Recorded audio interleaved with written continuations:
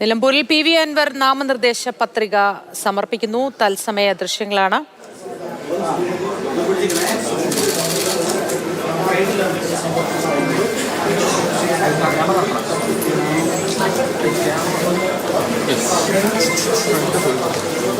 ശക്തമായ ചതുഷ്കോണ മത്സരമാണ് നിലമ്പൂരിൽ നടക്കുന്നത്. പി.വി. അൻവർ നാമനിർദ്ദേശ പത്രിക സമർപ്പിച്ചിരിക്കുന്നു. ജനകീയ പ്രതിപക്ഷ പ്രതിരോധ മുന്നണി എന്ന മുന്നണി പ്രഖ്യാപനത്തിന് ശേഷം നാമനിർദ്ദേശ പത്രികാ സമർപ്പണത്തിന് ജാഥയായാണ് എത്തിയത്. ഇംതിയാസ് കരീം കൂടുതൽ വിവരങ്ങളുമായി ചേരുന്നു. ഇംതിയാസ്, നാമനിർദ്ദേശ പത്രിക സമർപ്പിച്ചിരിക്കുന്നു. വളരെ ശക്തമായ ഒരു ചതുഷ്കോണ പോരാട്ടമാണ് നിലമ്പൂരിൽ നടക്കാനിരിക്കുന്നത്. പി.വി. അൻവറിൻ്റെ ഭാഗത്ത് നിന്ന് നമ്മൾ ചില മനുഷ്യരെക്കുറിച്ച് പറയാറുണ്ട് അൺപ്രഡിക്റ്റബിൾ എന്ന്. യാതൊരു കാര്യവും നേരത്തെ കൂട്ടി പറയാൻ കഴിയാത്ത വിധത്തിൽ ആണ് പെരുമാറുക. അതുകൊണ്ട് തന്നെ അൻവർ എങ്ങനെയായിരിക്കും ഇനി കളം പിടിക്കാൻ പോകുന്നത്? മൂട്ടി തീർച്ചയായിട്ടും മൂട്ടി സൂചിപ്പിച്ചതുപോലെ തന്നെ ഏറെ വിവാദങ്ങൾക്ക് ശേഷം അൻവർ ഉന്നയിച്ച ആവശ്യങ്ങൾക്ക് ശേഷം എല്ലാത്തിനും ഒടുവിൽ അൻവർ മത്സര രംഗത്തേക്ക് ഇറങ്ങിയിരിക്കുകയാണ്. ഇപ്പോൾ ജനകീയ പ്രതിപക്ഷ മുന്നണി എന്ന രൂപത്തിൽ പ്രതിപക്ഷ മുന്നണി എന്ന രൂപത്തിൽ JPPM എന്ന പേരിൽ അദ്ദേഹം ഒരു മുന്നണി രൂപീകരിക്കുകയും അത് നിലമ്പൂർ ചന്തക്കുന്നിൽ നിന്ന് വലിയ ജാഥയായി ഇപ്പോൾ നിലമ്പൂർ തഹസിൽദാരുടെ ഓഫീസിലേക്ക് എത്തിയിരിക്കുകയാണ്. ഉപഭരണാധികാരി MP സിന്ധുവിന് മുൻപാകെയാണ് ഇപ്പോൾ പി.വി. അൻവർ തന്റെ നാമനിർദ്ദേശ പത്രിക സമർപ്പിച്ചിരിക്കുന്നത്. അതിൽ പ്രധാനപ്പെട്ട ഒരു കാര്യം തൃണമൂൽ നേതാവായിട്ടുള്ള E.A. സുഗു, ഇവിടുത്തെ തന്നെ ഒരു കർഷകനായിട്ടുള്ള സജി, ഒരു ഓട്ടോ തൊഴിലാളിയായിട്ടുള്ള സലാഹുദ്ദീൻ, ഇവരെല്ലാം തൃണമൂലിന്റെ പ്രവർത്തകരാണ്. ഈ പ്രവർത്തകർക്കൊപ്പമാണ് പി.വി. അൻവർ നാമനിർദ്ദേശ പത്രിക സമർപ്പിക്കാനായി എത്തിയത്.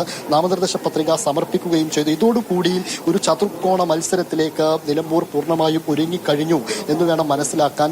അതായത് എല്ലാത്തിനോടും UDF-നോട് ലീഗിനോട് എല്ലാം തന്റെ ആവശ്യങ്ങൾ അറിയിച്ച് UDF-ൽ ചേരണമെന്ന ആവശ്യമൊക്കെ മുന്നോട്ട് വെച്ചു. അതെല്ലാം ഒടുവിൽ സാധ്യമല്ല എന്ന ഘട്ടത്തിലേക്ക് എത്തുന്നു. അൻവർ ഇനി UDF-ലേക്ക് ഇല്ലെന്ന് പറയുന്നു. എല്ലാത്തിനും ഒടുവിൽ ഇനി ഞാൻ തന്നെ മത്സര രംഗത്തേക്ക് എന്ന പ്രതീതി ഉണ്ടാക്കി അതുറപ്പിച്ച് അരക്കിട്ടുറപ്പിച്ച് അദ്ദേഹം ഇപ്പോൾ മത്സര രംഗത്തേക്ക് ഇറങ്ങിയിരിക്കുകയാണ്. ആം ആദ്മി പാർട്ടിയും അദ്ദേഹത്തിന്റെ കൂടെയുണ്ട്. തൃണമൂലിന്റെ പതാകയ്ക്കൊപ്പം ഈ പ്രചാരണത്തിലുടനീളം ഇങ്ങോട്ടേക്ക് വരുന്ന ജാഥയിലുടനീളം ആം ആദ്മിയുടെ കൊടിയും ഉണ്ടായിരുന്നു. വലിയ ആവേശത്തോടെ ഒക്കെയാണ് ഇങ്ങോട്ടെത്തിയത്. പടക്കം പൊട്ടിച്ചും ആരവങ്ങളും ഒക്കെയായി ഇവിടെ എത്തി ഇപ്പോൾ നാമനിർദ്ദേശ പത്രിക സമർപ്പിച്ചിരിക്കുകയാണ്. നേരത്തെ മൂത്തി സൂചിപ്പിച്ചതുപോലെ തന്നെ എല്ലാ ദിവസവും രാവിലെ എഴുന്നേറ്റ് മാധ്യമങ്ങളെ കണ്ട് തന്റെ നിലപാടുകൾ അറിയിച്ച് തന്റെ ആവശ്യം അറിയിച്ച് മുന്നോട്ട് പോയ ഒരാളാണ് പി.വി. അൻവർ എന്ന് പറയുന്നത്. ഇങ്ങനെ ഒരു മത്സരത്തിന് ഒരുങ്ങുമ്പോൾ CM ഇന്നലെ LDF-ന്റെ കൺവെൻഷന് വേണ്ടി മുഖ്യമന്ത്രി ഇങ്ങോട്ടേക്ക് എത്തിയിരുന്നു. അദ്ദേഹം അൻവറിനെ കുറിച്ച് പറഞ്ഞ ഒരു കാര്യം, അൻവർ ചതിച്ചതിന് പിന്നാലെ വഞ്ചിച്ചതിന് പിന്നാലെയാണ് നിലമ്പൂരിൽ വീണ്ടും ഒരു ഉപതിരഞ്ഞെടുപ്പ് ഒരുങ്ങുന്നത് എന്നാണ്. തീർച്ചയായിട്ടും അതിലൊക്കെ ഒരു പ്രതികരണം ഇനി എന്താണ്, താൻ ഉടക്കിപ്പോന്ന പാർട്ടിയോട് തന്നെ വീണ്ടും ഒരു മത്സര രംഗത്തേക്ക് മുഖത്തേക്ക് ഇറങ്ങുമ്പോൾ എന്താണ് അൻവറിന് പ്രതികരിക്കാനുള്ളത് എന്നൊക്കെ നമുക്ക് അറിയേണ്ടതുണ്ട്. അതാണ് കാത്തിരിക്കുന്നത്. എന്തായാലും നിലമ്പൂർ ഒരു വലിയ ആവേശ പോരാട്ടത്തിലേക്ക് കടന്നിരിക്കുകയാണ്. മോത്തി.